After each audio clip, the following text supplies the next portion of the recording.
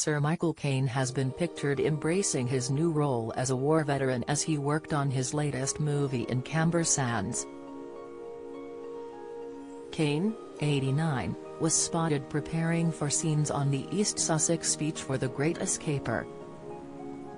The veteran actor takes a starring role based on war veteran Bernard Jordan's 2014 escape from a British care home to attend the 70th anniversary of the D-Day landings in Normandy, France.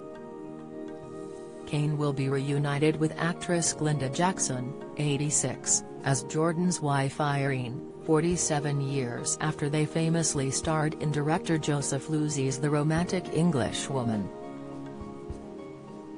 Bernard Jordan's story made headlines around the globe in 2014 when he staged a great escape from his care home to join fellow war veterans on a beach in Normandy, where they commemorated their fallen comrades. He disappeared from the Pines care home in Hove, East Sussex, embarking on a cross-channel trip for the 70th anniversary of D-Day wearing his war medals underneath his grey mac.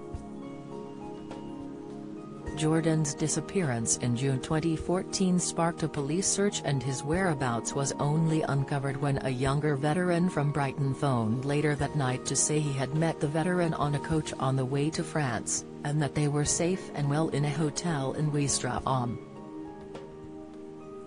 It was a story that captured the imagination of the world. Bernie seemed to embody the defiant, can-do spirit of a generation that was fast disappearing, The Great Escaper's official synopsis reads.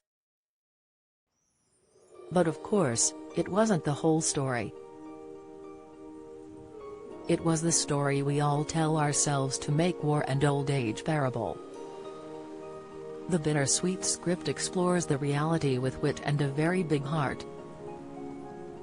The new film is being directed by the BAFTA-nominated Oliver Parker from an original screenplay written by William Ivory, best known for his work on Made in Dagenham and Common as Muck. On the project, Parker said, "No one can resist a script that makes people both laugh and cry. I love Billy's writing, and the story itself, so inspirational and so moving, seemed to speak to our times and our need for heroes on a human scale, whether people like Bernard Jordan or our doctors and nurses." And now to have Michael and Glenda, two iconic actors, agree to honor this story with their brilliance, it's the cherry on the cake. The film is expected to be released next year. Caine has previously said the secret to his good health is the food he had to eat during the Second World War. The Zulu star grew up in Bermondsey in South London, and he believes the lack of sugar in his diet due to rationing and the amount of fish he had to eat taught him important lessons about food and nutrition which have lasted throughout his entire life. Caine even learned how to catch rabbits and other animals when he was evacuated from London and into the countryside to escape the Nazi bombings.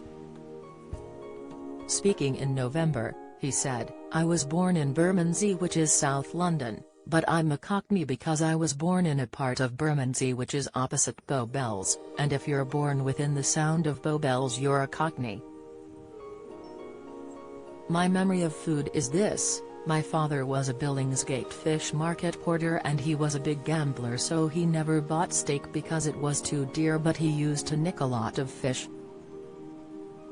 So for 15 years I ate fish, every kind of fish you can imagine, and I later realized it was a very healthy thing.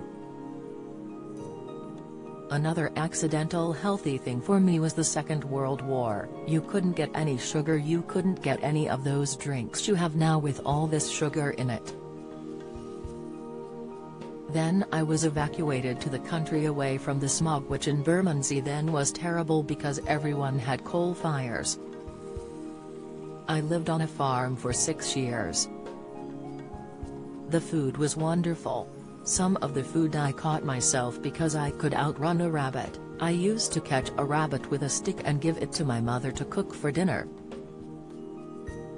Pheasant, partridge, I remember all those things. Thinking back on it, health-wise I was very lucky. And my mother insisted I ate porridge for breakfast for 15 years.